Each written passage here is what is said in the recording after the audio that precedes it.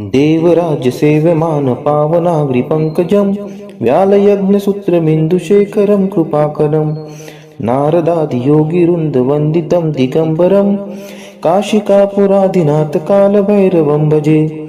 भानुकोटिभास्वरं भवाब्दितारकं परं नीलकण्ठं स्फितार्थदायकं त्रिलोचनं कालकालम् अम्बुजाक्षम् अक्षशूलम् अक्षरं काशिकापुरादिनाथ कालभैरवं भजे। शूलटङ्कपाशदण्डपाणिमादिकारणं श्यामकायम् आदिदेवम् अक्षरं निरामयम् भीमविक्रमं प्रभुं विचित्रताण्डवं प्रियं काशिकापुरादिनाथ कालभैरवं भजे।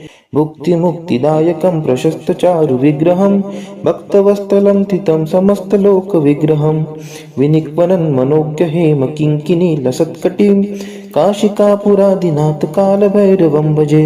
धर्मसेतुपालकं त्वधर्ममार्गनाशकं कर्मपाशमोचकं सुशर्मदायकं विभुं स्वर्णवर्णशेषपाशशोभिताङ्गमण्डलं काशिकापुरादिनाथ कालभैरवं भजे। रत्नपादुकाप्रभाभिरामपादयुग्मकं नित्यम् अद्वितीयम् इष्टदैवतं निरञ्जनं मृत्युदर्पनाशनं कराळदंष्ट्रमोक्षणं काशिकापुरादिनाथ कालभैरवं भजे। अट्टहासभिन्नपद्मजाङ्गकोशसन्ततिं दृष्टिपातनष्टपापजालमुग्रशासनम् अष्टसिद्धिदायकं कपालमलिकलन्धरं काशिकापुरादिनाथ कालभैरवं भजे। भूतसङ्घनायकं विशालकीर्तिदायकं काशीवासलोकपुण्यपापशोधकं विभुं नीतिमार्गकोविदं पुरातनं जगत्पतिं काशिकापुरादिनाथ कालभैरवं भजे। कालभैरवाष्टकं पठन्ति ये मनोहरं ज्ञानमुक्तिसाधनं विचित्रपुण्यवर्धनं शोकमोहदैन्यलोभकोपतापनाशनं ते प्रयान्ति कालभैरवाङ्घ्रिसन्निधिं ध्रुवम्।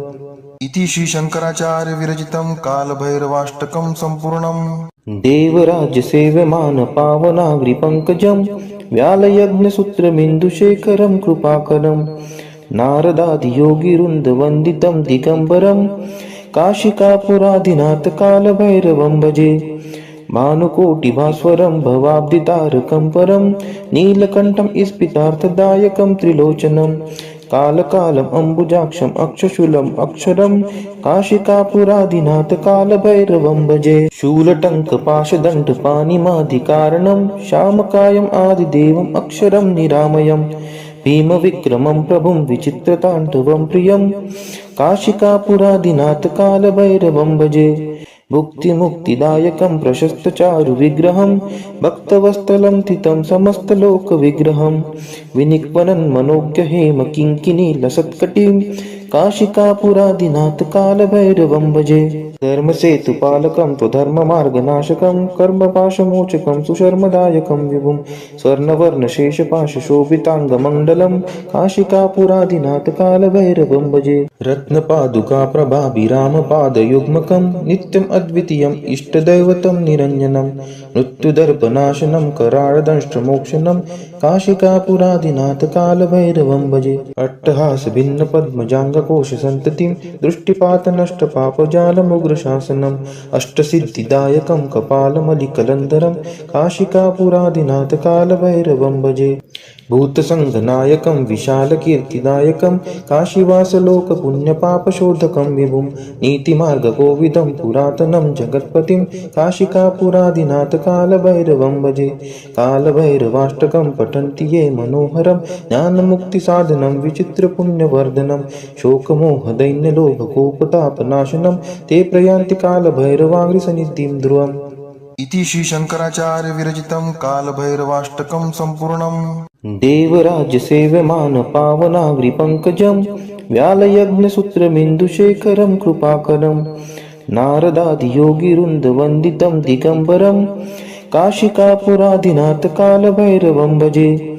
भानुकोटिभास्वरं भवाब्दितारकं परं नीलकण्ठं स्फितार्थदायकं त्रिलोचनं कालकालम् अम्बुजाक्षम् अक्षशूलम् अक्षरं काशिकापुरादिनाथ कालभैरवं भजे। शूलटङ्कपाशदण्डपाणिमादिकारणं श्यामकायम् आदिदेवम् अक्षरं निरामयम् भीमविक्रमं प्रभुं विचित्रताण्डवं प्रियं काशिकापुरादिनाथ कालभैरवं भजे।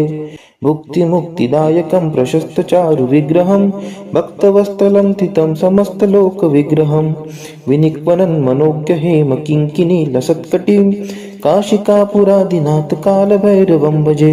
धर्मसेतुपालकं त्वधर्ममार्गनाशकं कर्मपाशमोचकं सुशर्मदायकं विभुं स्वर्णवर्णशेषपाशशोभिताङ्गमण्डलं काशिकापुरादिनाथ कालभैरवं भजे। रत्नपादुकाप्रभाभिरामपादयुग्मकं नित्यम् अद्वितीयम् इष्टदैवतं निरञ्जनं मृत्युदर्पनाशनं कराळदंष्ट्रमोक्षणं काशिकापुरादिनाथ कालभैरवं भजे। अट्टहासभिन्नपद्मजाङ्गकोशसन्ततिं दृष्टिपातनष्टपापजालमुग्रशासनम् अष्टसिद्धिदायकं कपालमलिकलन्धरं काशिकापुरादिनाथ कालभैरवं भजे। भूतसङ्घनायकं विशालकीर्तिदायकं काशीवासलोकपुण्यपापशोधकं विभुं नीतिमार्गकोविदं पुरातनं जगत्पतिं काशिकापुरादिनाथ कालभैरवं भजे। कालभैरवाष्टकं पठन्ति ये मनोहरं ज्ञानमुक्तिसाधनं विचित्रपुण्यवर्धनं शोकमोहदैन्यलोभकोपतापनाशनं ते प्रयान्ति कालभैरवाङ्घ्रिसन्निधिं ध्रुवम्। इति श्रीशङ्कराचार्य विरचितं कालभैरवाष्टकं सम्पूर्णम्। देवराजसेव्यमान पावनाग्रिपङ्कजं व्यालयज्ञसूत्रमिन्दुशेखरं कृपाकरं नारदादियोगिवृन्दवन्दितं दिगम्बरं काशिकापुरादिनाथ कालभैरवं भजे। भानुकोटिभास्वरं भवाब्धितारकं परं नीलकण्ठं स्फितार्थदायकं त्रिलोचनं कालकालम् अम्बुजाक्षम् अक्षशूलम् अक्षरं काशिकापुरादिनाथ कालभैरवं भजे। शूलटङ्कपाशदण्डपाणिमादिकारणं श्यामकायम् आदिदेवम् अक्षरं निरामयम् भीमविक्रमं प्रभुं विचित्रताण्डवं प्रियं काशिकापुरादिनाथ कालभैरवं भजे। भुक्तिमुक्तिदायकं प्रशस्तचारुविग्रहं भक्तवत्सलं स्थितं समस्तलोकविग्रहं विनिक्वनं मनोज्ञहेम किङ्किणीलसत्कटिं काशिकापुरादिनाथ कालभैरवं भजे। धर्मसेतुपालकं त्वधर्ममार्गनाशकं कर्मपाशमोचकं सुशर्मदायकं विभुं स्वर्णवर्णशेषपाशशोभिताङ्गमण्डलं काशिकापुरादिनाथ कालभैरवं भजे। रत्नपादुकाप्रभाभिरामपादयुग्मकं नित्यम् अद्वितीयम् इष्टदैवतं निरञ्जनं मृत्युदर्पनाशनं कराळदंष्ट्रमोक्षणं काशिकापुरादिनाथ कालभैरवं भजे। अट्टहासभिन्नपद्मजाङ्गकोशसन्ततिं दृष्टिपातनष्टपापजालमुग्रशासनम् अष्टसिद्धिदायकं कपालमलिकलन्धरं काशिकापुरादिनाथ कालभैरवं भजे। भूतसङ्घनायकं विशालकीर्तिदायकं काशीवासलोकपुण्यपापशोधकं विभुं नीतिमार्गकोविदं पुरातनं जगत्पतिं काशिकापुरादिनाथ कालभैरवं भजे। कालभैरवाष्टकं पठन्ति ये मनोहरं ज्ञानमुक्तिसाधनं विचित्रपुण्यवर्धनं शोकमोहदैन्यलोभकोपतापनाशनं ते प्रयान्ति कालभैरवाङ्घ्रिसन्निधिं ध्रुवम्। इति श्रीशङ्कराचार्य विरचितं कालभैरवाष्टकं सम्पूर्णम्। देवराजसेव्यमान पावनाग्रिपङ्कजं व्यालयज्ञसूत्रमिन्दुशेखरं कृपाकरं नारदादियोगिवृन्दवन्दितं दिगम्बरं काशिकापुरादिनाथ कालभैरवं भजे। भानुकोटिभास्वरं भवाब्धितारकं परं नीलकण्ठं स्फितार्थदायकं त्रिलोचनं कालकालम् अम्बुजाक्षम् अक्षशूलम् अक्षरं काशिकापुरादिनाथ कालभैरवं भजे। शूलटङ्कपाशदण्डपाणिमादिकारणं श्यामकायम् आदिदेवम् अक्षरं निरामयम् भीमविक्रमं प्रभुं विचित्रताण्डवं प्रियं काशिकापुरादिनाथ कालभैरवं भजे। भुक्तिमुक्तिदायकं प्रशस्तचारुविग्रहं भक्तवत्सलं स्थितं समस्तलोकविग्रहं विनिक्वनं मनोज्ञहेम किङ्किणीलसत्कटिं काशिकापुरादिनाथ कालभैरवं भजे। धर्मसेतुपालकं त्वधर्ममार्गनाशकं कर्मपाशमोचकं सुशर्मदायकं विभुं स्वर्णवर्णशेषपाशशोभिताङ्गमण्डलं काशिकापुरादिनाथ कालभैरवं भजे। रत्नपादुकाप्रभाभिरामपादयुग्मकं नित्यम् अद्वितीयम् इष्टदैवतं निरञ्जनं मृत्युदर्पनाशनं कराळदंष्ट्रमोक्षणं काशिकापुरादिनाथ कालभैरवं भजे। अट्टहासभिन्नपद्मजाङ्गकोशसन्ततिं दृष्टिपातनष्टपापजालमुग्र जालमुग्रशासनम् अष्टसिद्धिदायकं कपालमलिकलन्धरं काशिकापुरादिनाथ कालभैरवं भजे। भूतसङ्घनायकं विशालकीर्तिदायकं काशीवासलोकपुण्यपापशोधकं विभुं नीतिमार्गकोविदं पुरातनं जगत्पतिं काशिकापुरादिनाथ कालभैरवं भजे। कालभैरवाष्टकं पठन्ति ये मनोहरं ज्ञानमुक्तिसाधनं विचित्रपुण्यवर्धनं शोकमोहदैन्यलोभकोपतापनाशनं ते प्रयान्ति कालभैरवाङ्घ्रिसन्निधिं ध्रुवम्। इति श्री शंकराचार्य विरचितं कालभैरवाष्टकं सम्पूर्णम्। देवराज्यसेव्यमान पावनाग्रिपङ्कजं व्यालयज्ञसूत्रमिन्दुशेखरं कृपाकरं नारदादियोगिवृन्दवन्दितं दिगम्बरं काशिकापुरादिनाथ कालभैरवं भजे। भानुकोटिभास्वरं भवाब्धितारकं परं नीलकण्ठं स्फितार्थदायकं त्रिलोचनं कालकालम् अम्बुजाक्षम् अक्षशूलम् अक्षरं काशिकापुरादिनाथ कालभैरवं भजे। शूलटङ्कपाशदण्डपाणिमादिकारणं श्यामकायम् आदिदेवम् अक्षरं निरामयं भीमविक्रमं प्रभुं विचित्रताण्डवं प्रियं काशिकापुरादिनाथ कालभैरवं भजे। भुक्तिमुक्तिदायकं प्रशस्तचारुविग्रहं भक्तवत्सलं स्थितं समस्तलोकविग्रहं विनिक्वनं मनोज्ञहेम किङ्किणीलसत्कटिं काशिकापुरादिनाथ कालभैरवं भजे। धर्मसेतुपालकं त्वधर्ममार्गनाशकं कर्मपाशमोचकं सुशर्मदायकं विभुं स्वर्णवर्णशेषपाशशोभिताङ्गमण्डलं काशिकापुरादिनाथ कालभैरवं भजे। रत्नपादुकाप्रभाभिरामपादयुग्मकं नित्यम् अद्वितीयम् इष्टदैवतं निरञ्जनं मृत्युदर्पनाशनं कराळदंष्ट्रमोक्षणं काशिकापुरादिनाथ कालभैरवं भजे। अट्टहासभिन्नपद्मजाङ्गकोशसन्ततिं दृष्टिपातनष्टपापजालमुग्रशासनम् अष्टसिद्धिदायकं कपालमलिकलन्धरं काशिकापुरादिनाथ कालभैरवं भजे। भूतसङ्घनायकं विशालकीर्तिदायकं काशीवासलोकपुण्यपापशोधकं विभुं नीतिमार्गकोविदं पुरातनं जगत्पतिं काशिकापुरादिनाथ कालभैरवं भजे। कालभैरवाष्टकं पठन्ति ये मनोहरं ज्ञानमुक्तिसाधनं विचित्रपुण्यवर्धनं शोकमोहदैन्यलोभकोपतापनाशनं ते प्रयान्ति कालभैरवाङ्घ्रिसन्निधिं ध्रुवम्।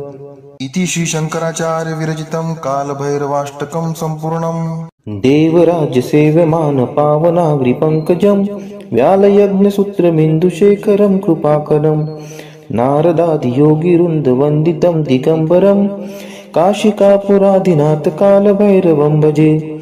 भानुकोटिभास्वरं भवाब्धितारकं परं नीलकण्ठं स्फितार्थदायकं त्रिलोचनं कालकालम् अम्बुजाक्षम् अक्षशूलम् अक्षरं काशिकापुरादिनाथ कालभैरवं भजे। शूलटङ्कपाशदण्डपाणिमादिकारणं श्यामकायम् आदिदेवम् अक्षरं निरामयं भीमविक्रमं प्रभुं विचित्रताण्डवं प्रियं काशिकापुरादिनाथ कालभैरवं भजे। भुक्तिमुक्तिदायकं प्रशस्तचारुविग्रहं भक्तवत्सलं स्थितं समस्तलोकविग्रहं विनिक्वनं मनोज्ञहेम किङ्किणीलसत्कटिं काशिकापुरादिनाथ कालभैरवं भजे। धर्मसेतुपालकं त्वधर्ममार्गनाशकं कर्मपाशमोचकं सुशर्मदायकं विभुं स्वर्णवर्णशेषपाशशोभिताङ्गमण्डलं काशिकापुरादिनाथ कालभैरवं भजे। रत्नपादुकाप्रभाभिरामपादयुग्मकं नित्यम् अद्वितीयम् इष्टदैवतं निरञ्जनं मृत्युदर्पनाशनं कराळदंष्ट्रमोक्षणं काशिकापुरादिनाथ कालभैरवं भजे। अट्टहासभिन्नपद्मजाङ्गकोशसन्ततिं दृष्टिपातनष्टपापजालमुग्रशासनम् अष्टसिद्धिदायकं कपालमलिकलन्धरं काशिकापुरादिनाथ कालभैरवं भजे। भूतसङ्घनायकं विशालकीर्तिदायकं काशीवासलोकपुण्यपापशोधकं विभुं नीतिमार्गकोविदं पुरातनं जगत्पतिं काशिकापुरादिनाथ कालभैरवं भजे। कालभैरवाष्टकं पठन्ति ये मनोहरं ज्ञानमुक्तिसाधनं विचित्रपुण्यवर्धनं शोकमोहदैन्यलोभकोपतापनाशनं ते प्रयान्ति कालभैरवाङ्घ्रिसन्निधिं ध्रुवम्। इति श्री शंकराचार्य विरचितं कालभैरवाष्टकं सम्पूर्णम्। देवराज्यसेव्यमान पावनाग्रिपङ्कजं व्यालयज्ञसूत्रमिन्दुशेखरं कृपाकरं नारदादियोगिवृन्दवन्दितं दिगम्बरं काशिकापुरादिनाथ कालभैरवं भजे भानुकोटिभास्वरं भवाब्धितारकं परं नीलकण्ठं स्फितार्थदायकं त्रिलोचनं कालकालम् अम्बुजाक्षम् अक्षशूलम् अक्षरं काशिकापुरादिनाथ कालभैरवं भजे शूलटङ्कपाशदण्डपाणिमादिकारणं श्यामकायम् आदिदेवम् अक्षरं निरामयम् भीमविक्रमं प्रभुं विचित्रताण्डवं प्रियं काशिकापुरादिनाथ कालभैरवं भजे भुक्तिमुक्तिदायकं प्रशस्तचारुविग्रहं भक्तवत्सलं तितं समस्तलोकविग्रहं विनिक्वनं मनोज्ञहेम किङ्किणी लसत्कटिं काशिकापुरादिनाथ कालभैरवं भजे धर्मसेतुपालकं त्वधर्ममार्गनाशकं कर्मपाशमोचकं सुशर्मदायकं विभुं स्वर्णवर्णशेषपाशशोभिताङ्गमण्डलं काशिकापुरादिनाथ कालभैरवं भजे रत्नपादुकाप्रभाभिरामपादयुग्मकं नित्यम् अद्वितीयम् इष्टदैवतं निरञ्जनं मृत्युदर्पनाशनं कराळदंष्ट्रमोक्षणं काशिकापुरादिनाथ कालभैरवं भजे अट्टहासभिन्नपद्मजाङ्गकोशसन्ततिं दृष्टिपातनष्टपापजालमुग्रशासनम् अष्टसिद्धिदायकं कपालमलिकलन्धरं काशिकापुरादिनाथ कालभैरवं भजे भूतसङ्घनायकं विशालकीर्तिदायकं काशीवासलोकपुण्यपापशोधकं विभुं नीतिमार्गकोविदं पुरातनं जगत्पतिं काशिकापुरादिनाथ कालभैरवं भजे कालभैरवाष्टकं पठन्ति ये मनोहरं ज्ञानमुक्तिसाधनं विचित्रपुण्यवर्धनं शोकमोहदैन्यलोभकोपतापनाशनं ते प्रयान्ति कालभैरवाङ्घ्रिसन्निधिं ध्रुवम् इति श्री शंकराचार्य विरचितं कालभैरवाष्टकं सम्पूर्णम् देवराज्यसेव्यमान पावनाग्रिपङ्कजं व्यालयज्ञसूत्रमिन्दुशेखरं कृपाकरं नारदादियोगिवृन्दवन्दितं दिगम्बरं काशिकापुरादिनाथ कालभैरवं भजे भानुकोटिभास्वरं भवाब्धितारकं परं नीलकण्ठं स्फितार्थदायकं त्रिलोचनं कालकालम् अम्बुजाक्षम् अक्षशूलम् अक्षरं काशिकापुरादिनाथ कालभैरवं भजे शूलटङ्कपाशदण्डपाणिमादिकारणं श्यामकायम् आदिदेवम् अक्षरं निरामयम् भीमविक्रमं प्रभुं विचित्रताण्डवं प्रियं काशिकापुरादिनाथ कालभैरवं भजे भुक्तिमुक्तिदायकं प्रशस्तचारुविग्रहं भक्तवत्सलं तितं समस्तलोकविग्रहं विनिक्वनं मनोज्ञहेम किङ्किणी लसत्कटिं काशिकापुरादिनाथ कालभैरवं भजे धर्मसेतुपालकं त्वधर्ममार्गनाशकं कर्मपाशमोचकं सुशर्मदायकं विभुं स्वर्णवर्णशेषपाशशोभिताङ्गमण्डलं काशिकापुरादिनाथ कालभैरवं भजे रत्नपादुकाप्रभाभिरामपादयुग्मकं नित्यम् अद्वितीयम् इष्टदैवतं निरञ्जनं मृत्युदर्पनाशनं कराळदंष्ट्रमोक्षणं काशिकापुरादिनाथ कालभैरवं भजे अट्टहासभिन्नपद्मजाङ्गकोशसन्ततिं दृष्टिपातनष्टपापजालमुग्रशासनम् अष्टसिद्धिदायकं कपालमलिकलन्धरं काशिकापुरादिनाथ कालभैरवं भजे भूतसङ्घनायकं विशालकीर्तिदायकं काशीवासलोकपुण्यपापशोधकं विभुं नीतिमार्गकोविदं पुरातनं जगत्पतिं काशिकापुरादिनाथ कालभैरवं भजे कालभैरवाष्टकं पठन्ति ये मनोहरं ज्ञानमुक्तिसाधनं विचित्रपुण्यवर्धनं शोकमोहदैन्यलोभकोपतापनाशनं ते प्रयान्ति कालभैरवाङ्घ्रिसन्निधिं ध्रुवम् इति श्री शंकराचार्य विरचितं कालभैरवाष्टकं सम्पूर्णम् देवराज्यसेव्यमान पावनाग्रिपङ्कजं व्यालयज्ञसूत्रमिन्दुशेखरं कृपाकरं नारदादियोगिवृन्दवन्दितं दिगम्बरं काशिकापुरादिनाथ कालभैरवं भजे भानुकोटिभास्वरं भवाब्धितारकं परं नीलकण्ठं स्फितार्थदायकं त्रिलोचनं कालकालम् अम्बुजाक्षम् अक्षशूलम् अक्षरं काशिकापुरादिनाथ कालभैरवं भजे शूलटङ्कपाशदण्डपाणिमादिकारणं श्यामकायम् आदिदेवम् अक्षरं निरामयम् भीमविक्रमं प्रभुं विचित्रताण्डवं प्रियं काशिकापुरादिनाथ कालभैरवं भजे भुक्तिमुक्तिदायकं प्रशस्तचारुविग्रहं भक्तवत्सलं तितं समस्तलोकविग्रहं विनिक्वनं मनोज्ञहेम किङ्किणी लसत्कटिं काशिकापुरादिनाथ कालभैरवं भजे धर्मसेतुपालकं त्वधर्ममार्गनाशकं कर्मपाशमोचकं सुशर्मदायकं विभुं स्वर्णवर्णशेषपाशशोभिताङ्गमण्डलं काशिकापुरादिनाथ कालभैरवं भजे रत्नपादुकाप्रभाभिरामपादयुग्मकं नित्यम् अद्वितीयम् इष्टदैवतं निरञ्जनं मृत्युदर्पनाशनं कराळदंष्ट्रमोक्षणं काशिकापुरादिनाथ कालभैरवं भजे अट्टहासभिन्नपद्मजाङ्गकोशसन्ततिं दृष्टिपातनष्टपापजालमुग्रशासनम् अष्टसिद्धिदायकं कपालमलिकलन्धरं काशिकापुरादिनाथ कालभैरवं भजे भूतसङ्घनायकं विशालकीर्तिदायकं काशीवासलोकपुण्यपापशोधकं विभुं नीतिमार्गकोविदं पुरातनं जगत्पतिं काशिकापुरादिनाथ कालभैरवं भजे कालभैरवाष्टकं पठन्ति ये मनोहरं ज्ञानमुक्तिसाधनं विचित्रपुण्यवर्धनं शोकमोहदैन्यलोभकोपतापनाशनं ते प्रयान्ति कालभैरवाग्रिसन्निधिं ध्रुवम्